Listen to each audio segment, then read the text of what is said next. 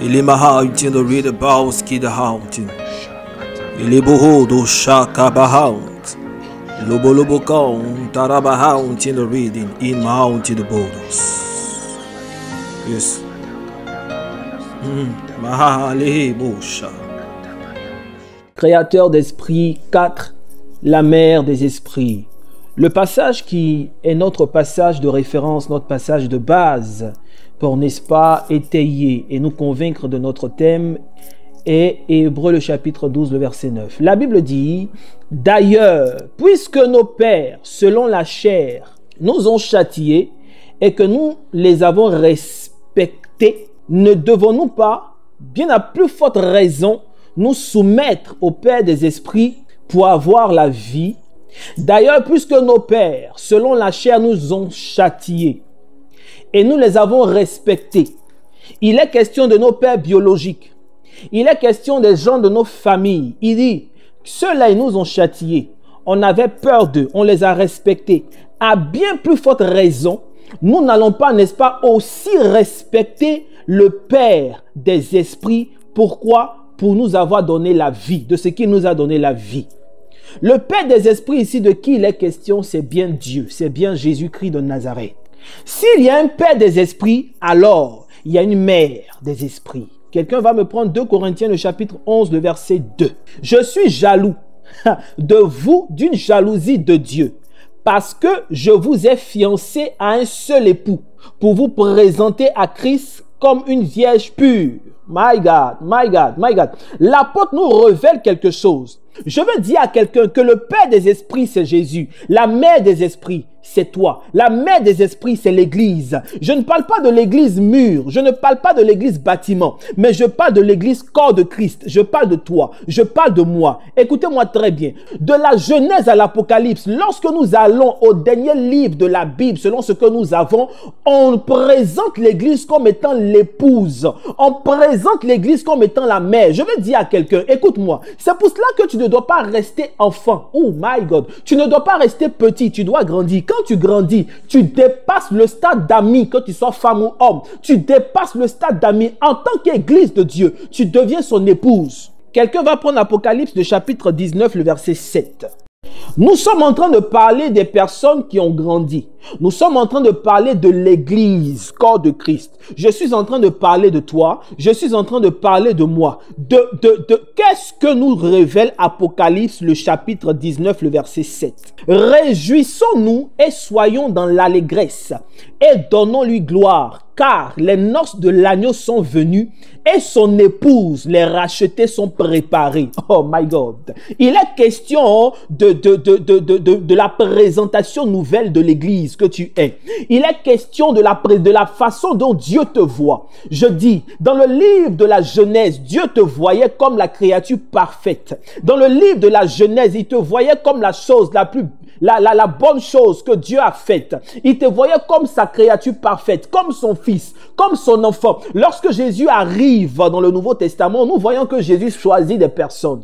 Il les appelle ses frères, il les appelle ses amis. Et la Bible dit, écoutez-moi bien, la Bible dit dans le livre de Jean, à tous ceux qui l'ont reçu, elle leur a donné le pouvoir de devenir enfants de Dieu, lesquels sont nés non du sang, ni de la volonté de l'homme, ni de la volonté de la chair, mais de la volonté de Dieu. Dans le livre de Jean, tu es présenté comme enfant de Dieu. Lorsque nous lisons les Épîtres, nous voyons que l'enfant de Dieu grandit. La Bible dit aussi longtemps que l'héritier reste enfant, il ne diffère en rien d'un esclave. Donc nous comprenons que de l'état enfant, tu dois grandir, tu dois devenir adulte. Mais voici que dans le livre d'Apocalypse, on te présente comme l'épouse. Pourquoi? Parce que nous avons compris que Dieu est le Père des esprits. Il a donc besoin d'une mère. My God. Il a besoin d'une mère. Pourquoi? Parce qu'étant le Dieu des esprits, le Père des esprits, il doit enfanter des esprits. Pour enfanter des esprits, il a besoin d'une épouse. Pour enfanter des esprits, il a besoin d'une... Oh my God, il a besoin d'une femme. Il a besoin d'une épouse. Et l'épouse, c'est qui? C'est toi. Apocalypse te présente comme l'épouse de Christ.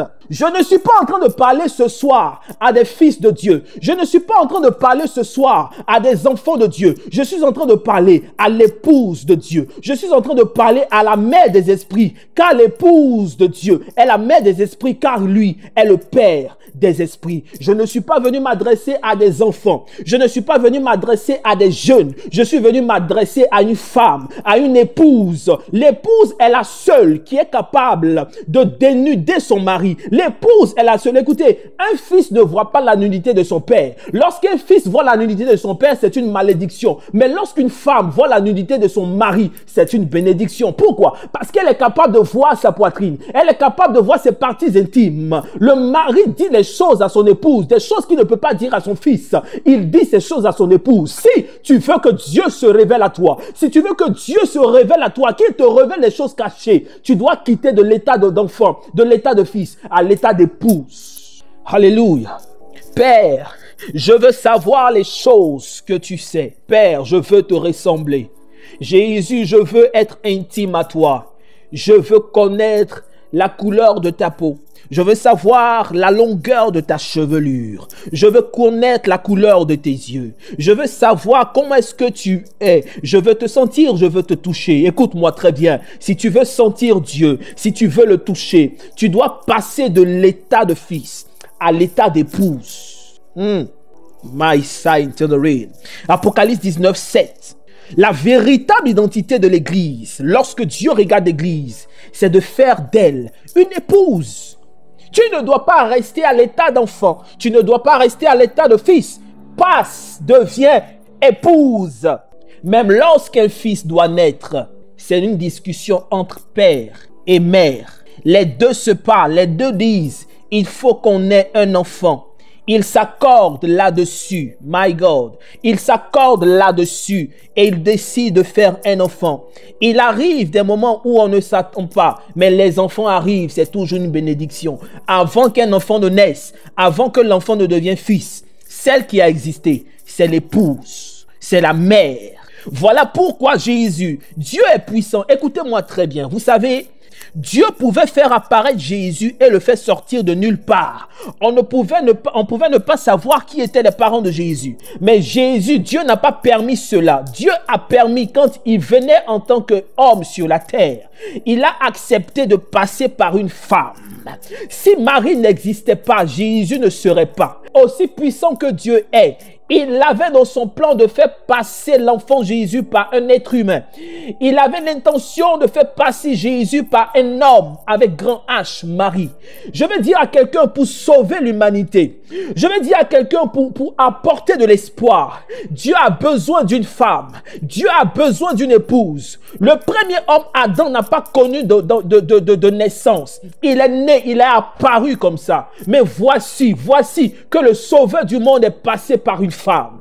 Dans le plan de Dieu, il avait besoin d'une épouse et il avait besoin d'une femme. Cette femme devait avoir dans son sein un esprit, l'esprit qui est Jésus. L'épouse est nécessaire, merci ma sœur. L'épouse est nécessaire pour donner naissance à l'espoir, pour donner naissance à la gloire. Si tu as besoin de la gloire en ce moment, tu as besoin de la gloire, tu as besoin de l'espoir. Il faut une épouse, il faut une femme, il faut la mère des esprits. Et laissez-moi vous dire quelque chose, Dieu est fidèle. Dans le mariage divin, Dieu est fidèle. Dieu n'est pas infidèle. C'est pour cela que lorsqu'il parlait à Israël, il a dit pourquoi tu n'es pas fidèle. Écoutez, on n'a pas besoin de la fidélité d'un fils. On n'a pas besoin de la fidélité d'un enfant. On a besoin de la fidélité de son épouse. On a besoin de la fidélité de son époux. Oh, Dieu est fidèle. Dieu est fidèle. Lorsque tu dis que Dieu est fidèle, c'est parce que tu t'adresses à lui en tant qu'épouse. S'il est fidèle, est-ce que toi tu es fidèle? Dieu est le Père des esprits. Tu es la mère des esprits. Lorsque Dieu m'a parlé de ce thème, lorsqu'il me révélait créateur d'esprit, j'ai dit waouh, Père, merci d'ouvrir mes yeux et donne aux personnes à qui je vais parler. Donne-leur d'avoir un esprit ouvert. Donne-leur d'avoir un esprit ouvert. Ma shadabras ke the read about in the room ha. Elemo shanta kaye karasu lion the read about in the room. Re los kidibidi hus kidibihinta. Dieu a besoin de l'épouse. Dieu a besoin de l'église. Dieu a besoin de la femme. L'église, la femme, il a besoin de toi. Il a besoin de toi, il a besoin de moi. Il a besoin de toi, il a besoin de moi. Il a besoin de toi, il a besoin de moi. Il a besoin de toi, il a besoin de moi. Écoute-moi très bien, écoute-moi très bien.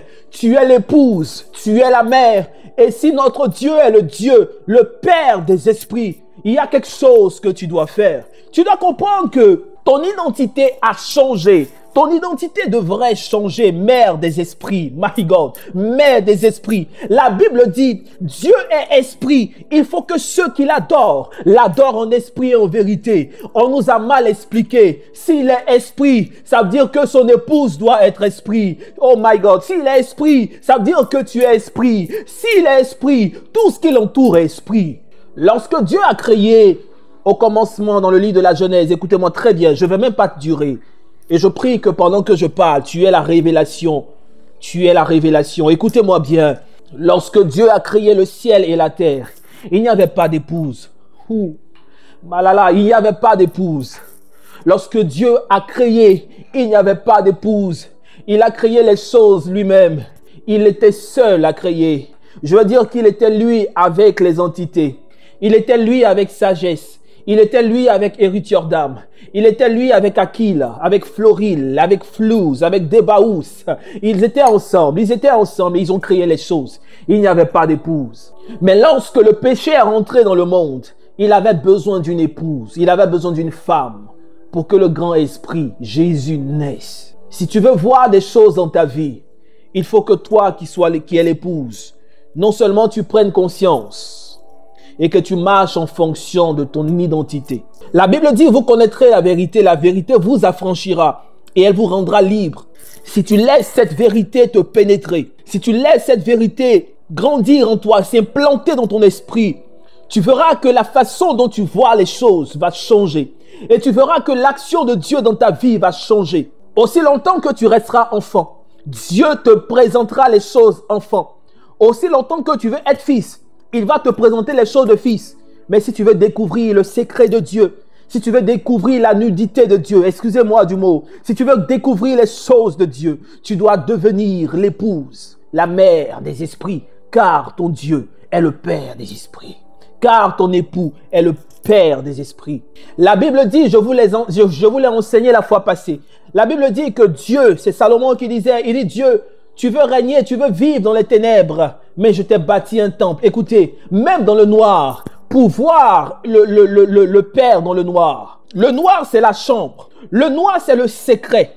Et la seule personne qui rentre dans la chambre secrète, c'est l'épouse. Église, quand vas-tu comprendre que tu es l'épouse? Toi qui m'entends, quand vas-tu comprendre que tu es l'épouse? Il y a des choses auxquelles tu as des autorisations. Tu as des autorisations. Une femme, elle a la capacité de corrompre son mari, corrompre positivement. Elle est la seule à toucher son cœur.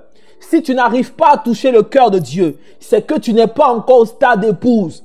Qu'attends-tu, mère des esprits? Si Dieu est esprit et s'il est le Père des esprits, si tu es la mère des esprits, il y a donc la semence de Dieu qui doit être dans ton sein. My Jesus. Il y a la semence que Dieu met dans ton sein. Et quelle est la semence de Dieu? Quelle est la semence qu'il met dans ton sein pour que tu enfantes des esprits? Parce que le Père des esprits met au monde des esprits en passant par la mère des esprits. Quelle est donc la semence? La semence du Père des esprits, c'est sa parole. Écoutez-moi bien, j'ai déjà terminé. Je vais te faire un schéma. Il faudrait que tu notes et il faudrait que tu comprennes. La semence du Père des esprits dans le sein de la mère des esprits que tu es, c'est sa parole. Le Père met sa semence en nous, sa parole. Laquelle parole? Vous savez, la parole de Dieu a 3 dimensions. La première dimension, c'est ce qu'on appelle le logos. Le logos, c'est la parole écrite. C'est l'information. Le logos, c'est l'information. L'information se trouve où? Dans la parole de Dieu. Écoutez, aussi longtemps que je vivrai, je vous dirai, je vous le répéterai, la parole de Dieu est puissante. Le noir sur le blanc. Ce gros livre que nous avons est puissant. Je te parle de ce logos. Je te parle de cette information que plusieurs négligent. Je te parle de la Bible, la parole de Dieu, la lecture de la parole de Dieu. La parole de Dieu est la semence qu'il met dans le sein de son épouse, qu'il met dans le sein de la mère. Il met sa semence, l'information. Il faudrait que tu aies l'information. Il faudrait que tu aimes la parole de Dieu. Il faudrait que tu aimes l'écouter. La première dimension de la semence du Père des esprits, c'est l'information, c'est le logos, c'est sa parole. Lorsque tu as la parole dans ton sein, cette parole ne reste pas dans ton sein. Alors toi qui es la mère à ton tour, tu dois, n'est-ce pas, nourrir cette parole. Tu dois la transformer dans ton sein. Écoutez-moi très bien.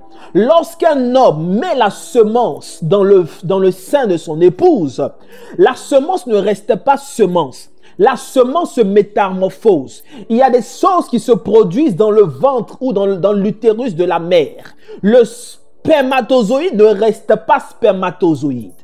Il est modifié. Il est modifié pourquoi? Parce que la mère vit.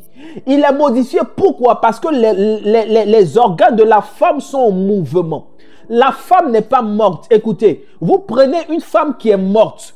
Un homme met sa semence en elle, il n'y a aucun développement. C'est la même chose avec la parole de Dieu qui est le spermatozoïde, qui est dans ton sein. Si tu es morte, il n'y a rien qui va se produire. Tu dois donc être vivante. Être vivante par quoi? Tu dois veiller à ta vie de prière et tu dois veiller à ta vie de consécration. Écoutez, quelqu'un qui reçoit la parole de Dieu, le logos, l'information, et qui reste inactif, qui reste sans respirer, qui reste sans vivre, le logos ne produira rien dans sa vie. Voilà pourquoi beaucoup de personnes disent, mais je ne comprends pas, j'écoute la parole de Dieu, j'ai la parole de Dieu dans ma main, je connais des versets bibliques, mais pourquoi rien ne se produit? Bien aimé, le spermatozoïde est resté spermatozoïde. Vous savez, en science, il est dit que le spermatozoïde peut mettre 4 à 5 jours de vie. Après 4 à 5 jours de vie, lorsqu'il n'y a pas de rencontre avec l'ovaire, c'est ça ou bien l'ovule, l'ovule, il n'y a pas de fécondation. C'est la même chose. Il y a des personnes qui reçoivent le dépôt, la parole écrite, la parole de Dieu,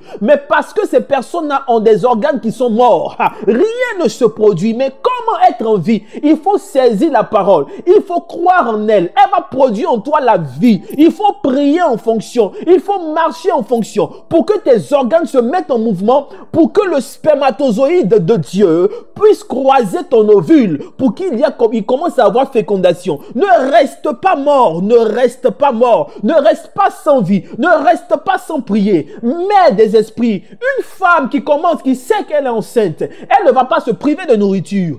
Elle va commencer à adopter un régime pour que déjà quelque chose se produise dans son ventre. Lorsque la parole est en nous, il y a quelque chose qui se produit. Lorsque le logos, l'information nous est donnée, le logos devient quelque chose. My God. La première dimension, c'est le logos. Le logos, c'est la semence, le rapport entre la semence et le fœtus. La deuxième dimension de la parole, de la semence, c'est le rapport entre le fœtus et la naissance. C'est ce qu'on appelle le réma. Lorsqu'on commence à rentrer dans cette dimension-là, c'est en cela que la Bible déclare dans le livre de comment on appelle Jean, le chapitre 6, le verset 63. La Bible dit, c'est l'esprit qui vivifie. La chair ne sert de rien. Les paroles que je vous ai dites sont esprit et vie. Lorsque nous rentrons dans la deuxième dimension, la Bible déclare, Jésus dit, les paroles que je vous ai dites, les paroles que je vous ai données sont en vérité esprit et vie. C'est ce qu'on appelle le réma. La deuxième dimension de la parole de Dieu, c'est l'esprit. Esprit. Le réma, c'est la révélation du logos. Le réma, c'est la révélation de ce qui est écrit. Le réma, c'est ce qui te donne, c'est ce qui éclaire ton chemin. My God. Le réma, c'est l'information cachée dans ce qui est écrit noir sur blanc. C'est l'information cachée qui t'apporte la lumière. C'est cela l'esprit. Jésus dit, les paroles que je vous ai dites, les paroles que j'ai mis en vous, la semence que j'ai mis en vous, elle est en vérité esprit et vie. La deuxième dimension de la parole de Dieu, la deuxième dimension de la semence, c'est le réma, qui est le rapport entre le fœtus et la naissance.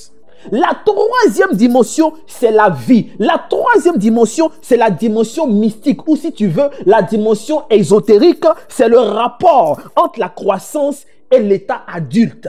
On ne reste pas semence, on ne reste pas fœtus, on ne naît pas seulement pour rester là comme un tchening banani. Non, on grandit, on croît en sagesse, en stature, en révélation et on devient adulte. La troisième dimension de la semence qui est la parole, c'est la dimension mystique, c'est la vie, la chose qui te permet de croître, la chose qui te permet de devenir adulte, la chose qui te permet, n'est-ce pas, de remporter les victoires, la chose qui te permet d'escalader les montagnes, même si la montagne est élevée, la dimension mystique te donne de contourner la montagne. Il y a des raccourcis dans cette affaire de alléluia. Écoutez-moi très bien. Lorsque tu as la troisième dimension de la parole, tu as l'état de croissance adulte. Et c'est là que Dieu veut que nous soyons. Ne restez pas fœtus, semence fœtus. Ne restez pas à la première dimension qui est la dimension du logos. Logos, semence fœtus. Ne restez pas à la deuxième dimension qui est la dimension du réma, l'esprit. Parce qu'il y a des personnes qui ont le réma. Waouh, mes yeux se sont ouverts. Et alors? Mais quand tes yeux s'ouvrent, lorsqu'il y a la lumière sur ton chemin, tu dois maintenant pouvoir marcher. Il y a des personnes qui n'ont même pas la lumière sur leur chemin, le logos. Elles reçoivent la lumière sur leur chemin, le réma. Mais elles ne bougent pas. La chose qui te fait bouger, c'est la troisième dimension, la dimension mystique, la dimension ésotérique, la dimension qui te permet de bouger. La vie, esprit et vie. Esprit, lumière, vie, c'est le move, c'est le bouger, c'est se mouvoir. Alléluia. Première dimension, logos. Deuxième dimension, réma. Troisième dimension, la dimension mystique. La dimension ésotérique. On a vu la fois dernière que le mot ésotérique, là, ça ne fait pas peur. Ésotérique veut dire enseignement caché, réservé aux initiés. Alléluia. Comment est-ce que tu nourris la première dimension? Le logos, c'est en lisant. Tu ne fais que lire. Tu écoutes. Tu as l'information. Comment est-ce que tu nourris la deuxième dimension, le réma? Tu cherches. Lorsque tu es illuminé, tu bénis Dieu. Mais la dimension de la croissance, vous savez, lorsque un enfant atteint l'âge de la croissance, qu'il est mal nourri, sa croissance s'estompe. Tu peux avoir la lumière sur ton chemin. Mais qu'est-ce qui va te donner la vie? Il faut que tu nourrisses la dimension exotérique parce que c'est elle qui est vie. Tu as la lumière, mais tu as un moteur pour pouvoir te mettre en marche, pour suivre ton chemin. Comment est-ce que tu dois nourrir la dimension mystique? Nous avons presque terminé.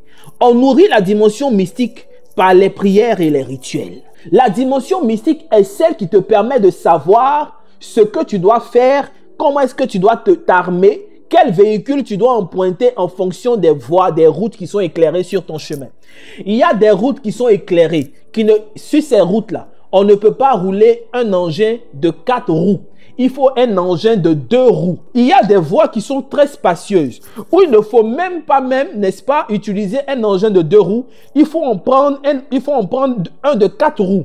Il y a même des voies où l'engin qui roule sur le sol n'est plus indiqué. Il faut un hélicoptère ou un avion. Écoute-moi très bien. Tu peux avoir la voie éclairée, mais si tu n'as pas l'engin qu'il faut, si tu n'as pas le matériel qu'il faut, tu vas perdre ton temps. Il y a même des personnes qui ne perdent même pas leur temps parce qu'elles n'ont même pas encore décollé, malgré le fait que leur voie soit illuminée. Tu sais ce que tu dois faire. Dieu t'a révélé, ou bien par un homme de Dieu, il t'a dit ce que tu dois faire, mais tu ne sais pas comment faire. Oh, je sais, Dieu m'a révélé que je serai millionnaire. Dieu m'a révélé que je serai milliardaire. J'ai eu le réma de ma vie. Dieu m'a révélé que je vais voyager, je vais aller m'installer dans telle nation, mais je ne sais pas comment faire. Tu es à l'état réma, l'état mystique, ésotérique, tu ne l'as pas encore embrassé. L'état de croissance pour devenir adulte, tu ne l'as pas encore embrassé. Pourquoi? Parce que tu n'as pas encore nourri la dimension mystique. Pour nourrir la dimension mystique, c'est les prières et les rituels. Écoutez, tout a été fait par la parole. La Bible dit quelque chose qui passe inaperçu. Genèse chapitre 1, le verset 11. Mais avant de lire le verset 11, d'accord, on va lire le verset 11 même. Puis Dieu dit que la terre produise de la verdure, de l'herbe portant de la semence, des arbres fruitiers, donnant du fruit selon leur espèce. Au verset 20, puis Dieu dit que les eaux produisent en abondance des animaux vivants et que les oiseaux volent sur la terre vers l'étendue du ciel. Écoutez, ce qui a créé les herbes, tout ce qui se trouve sur la terre a été créé par la terre. Ça n'a pas été créé par Dieu directement. C'est vrai que c'est Dieu qui a donné l'ordre. Mais la Bible dit que la terre produise. C'est la terre qui a produit. Ce n'est pas Dieu directement. Lorsque vous regardez les animaux qui vivent dans l'eau, la Bible dit que les eaux produisent en abondance. C'est Dieu qui a donné l'ordre, certes, mais ce sont les eaux qui se sont mis à produire. Tout ce qui se trouve dans les airs a été produit par les airs. L'air a donné la force aux oiseaux pour pouvoir voler. Mighty. C'est parce qu'il n'y a pas d'animaux qui vivent dans le feu. Sinon, le feu allait créer aussi pour lui. La mer des poissons, c'est l'eau. La mer des animaux, c'est qui? C'est la terre. Mais qui a créé la terre et l'eau et le feu et le vent? C'est Dieu. Lorsque vous prenez Genèse chapitre 1, la Bible dit au commencement, Dieu créa quoi? Les cieux et la terre. Donc Dieu a créé la maman. Dieu a créé la... Oh my God, oh my God. Dieu a créé la mer des poissons qui est l'eau. Dieu a créé la mer des animaux qui est la terre. Mais pour que la terre produise ses enfants, la terre a reçu la parole de Dieu et la terre a reçu cette parole-là qui a qui a produit les enfants de la terre. L'eau aussi a reçu l'information. L'eau a reçu la parole de Dieu. Et l'eau s'est mise à produire des animaux. Je veux dire à quelqu'un, si tu veux créer tes esprits, si tu veux créer tes esprits, si tu veux créer des esprits qui vont aller en mission pour toi, il faut que tu reçoives la parole. Il faut que la parole grandisse en toi. De l'état logos, elle doit passer à l'état réma et à l'état mystique. Oh my God. Ainsi, tu pourras toi aussi créer tes esprits. Quand je dis créer les esprits, je n'ai pas dit créer des êtres qui ont des ailes sur leur dos.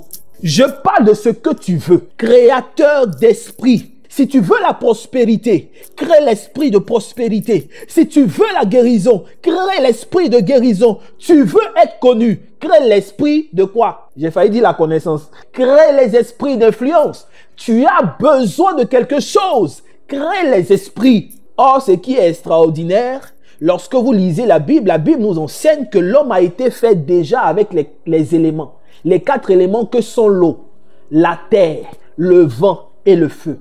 Je suis en train de comprendre que si tu as... Oh my God! Est-ce que vous savez que l'eau, la terre, le vent et le feu sont des esprits? Si toi, homme, tu as été fait avec ces 4 éléments-là, ça veut dire que tu peux aussi, toi, qui es la mère des esprits. Oh my God! Je suis tellement heureux ce soir. Dieu est le Père des esprits. Il a ordonné à la terre qui est un ange. Ange de la terre produit les animaux. Ange de l'eau produit les poissons. Lui, il est le Père des esprits. Si tu es donc la mère des esprits, si la terre est un esprit, si l'eau est un esprit, que tu es fait au travers de ces éléments, tu peux donc dire à l'eau en toi, produis les poissons qui vont m'envoyer l'argent. Créateur d'esprit, tu es un créateur d'esprit. C'est pour cela que tu dois confesser la parole de Dieu. La dimension mystique ne reste pas seulement à l'état parole, mais à l'état d'action, à l'état où tu fais appel à des rituels, l'état qui te dit d'utiliser les éléments pour, n'est-ce pas, créer ce que tu veux créer. Pour qu'il y ait des poissons, l'eau est rentrée comme on dit, est rentrée sur la scène. Pour qu'il y ait des animaux, la terre est rentrée sur la scène. Alors, utilise ces éléments pour créer aussi les choses que tu désires. Tu es un créateur d'esprit. Tu es la mère des esprits. Tu as les éléments en toi. Utilise-les avec ta parole, la prière et avec les rituels. Les deux font un bon mariage. La prière et les rituels. Les deux font un bon mariage. Dieu n'est pas resté seulement pour te créer. Il n'a pas seulement parlé, mais il a fait intervenir ses mains. Il a fabriqué un vase qui était ton corps. Il a soufflé en toi un souffle de vie et tu es devenu une âme vivante. Si tu veux toi aussi créer quelque chose à la hauteur de ce que tu veux, il faut que tu associes la parole, donc la prière et les rituels et les actions prophétiques. Dis-moi, toi qui es la mère des esprits, à quel moment as-tu vu ton époux, le Père des esprits, en train de dire des choses négatives? Dis-moi, à quel moment dans la parole de Dieu as-tu vu le Père des esprits qui est ton époux en train de dire que toute chose m'est impossible? Non, il dit le contraire. Il dit toute chose est possible. Jamais Dieu n'a capitulé devant une situation. Jamais le Père des esprits n'a capitulé devant une situation. Il a toujours fait face comme ce lion qui est déchaîné. Si tu es la mère des esprits, ne recule devant rien. Tu n'as qu'à ouvrir ta bouche et à déclarer. Tu n'as qu'à ouvrir ta bouche et dire que les choses sont possibles. Tu n'as qu'à ouvrir ta bouche et associer les prières aux rituels. Associer les rituels aux prières. Et tu verras que toi aussi tu seras capable de dire, Mère, oh, produis ce dont j'ai besoin. Tu verras que toi aussi tu seras capable de dire, Terre, produis ce dont j'ai besoin. Tu verras que toi aussi tu seras capable de dire, Vent, produis ce dont j'ai besoin. Vent, souffle des quatre vents et attire à moi la richesse. Attire à moi la renommée. Que je sois un homme, une femme d'influence. Tu seras capable de parler au feu et de dire, Feu, consume le négatif et fais sortir l'or. Tu seras capable, toi aussi, comme le Père des esprits, de créer les choses, d'appeler à l'existence ce qui n'existe pas. Tu es la mère des esprits, créateur d'esprit, créateur d'esprit. Et Shadabras qui de read. Lorsque tu comprends ces vérités, tout est possible pour toi. Que la paix de Jésus qui surpasse toute intelligence soit votre partage. Nous avons terminé notre enseignement de ce soir, Créateur d'esprit 4, la mère des esprits. Et Créateur d'esprit 1 jusqu'à 3, ce sont nos prochaines parutions de livres. Vous allez recevoir cela avec aussi le 4 qui est le bonus. Pose ta main sur ta fontanelle. Pose ta main sur ta fontanelle.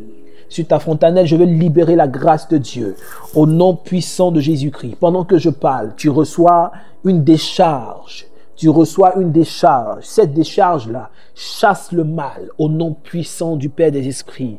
Je suis créateur d'esprit, alors j'appelle la guérison. Je crée la guérison pour toi. Même si on a dit que tout est fini, je crée la guérison pour toi au nom de Jésus. Est-ce qu'il y a un organe qui manque dans ta vie, dans ton ventre ou quelque part dans ton organisme? Je crée l'organe maintenant au nom puissant de Jésus-Christ de Nazareth. Est-ce que tu as un problème dans ton sang? Je libère ton sang de toute forme de maladie. Au nom puissant de Jésus-Christ de Nazareth, reçois ta guérison. Est-ce que tu as le VIH? Pose ta main sur...